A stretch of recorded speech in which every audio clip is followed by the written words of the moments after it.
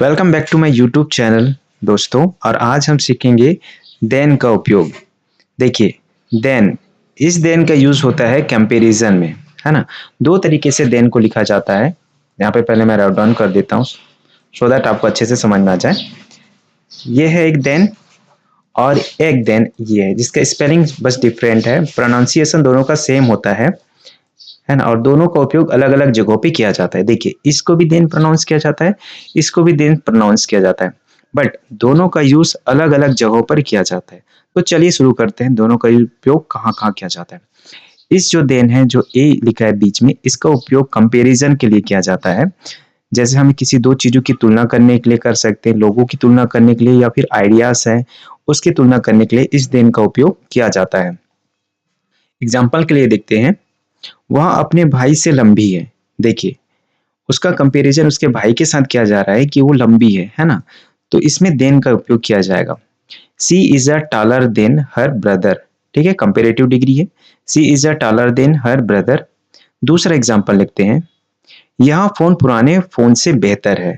ठीक है, फोन की तुलना की गई है अपने पुराने फोन से, बताया गया कि वो बेहतर है ना, कंपेयर किया गया। This phone is a better than the old phone. देखिए, इसमें भी देना है, this phone is a better than the old one.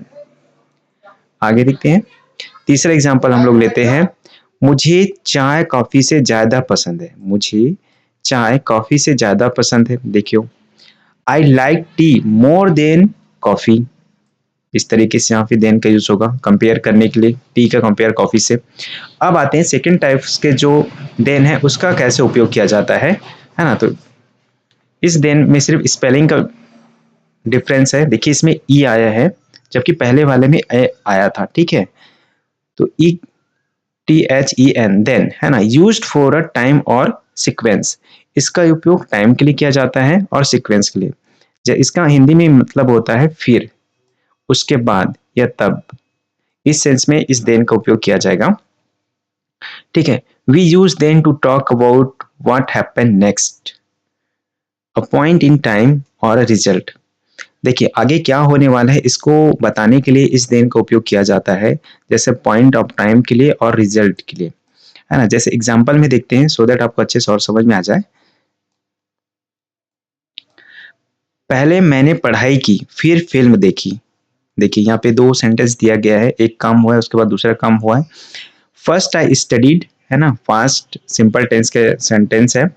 First I studied, then, फिर, इसमें देन का उपयोग फिर के लिए हुआ है। ठीक है, आई वॉच्ड अ मूवी, उसके बाद मैंने मूवी देखी। सेकंड एग्जांपल लेते हैं, अगर बारिश हुई तो हम पिकनिक रद्द कर देंगे।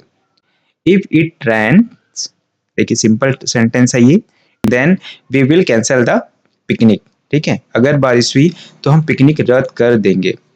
थर्ड एग्जांपल देखते हैं, उस समय मुझे अंग्रेजी बोलना नहीं आता था। उस समय के लिए दैट टाइम ये बोल यूज किया जा सकता है।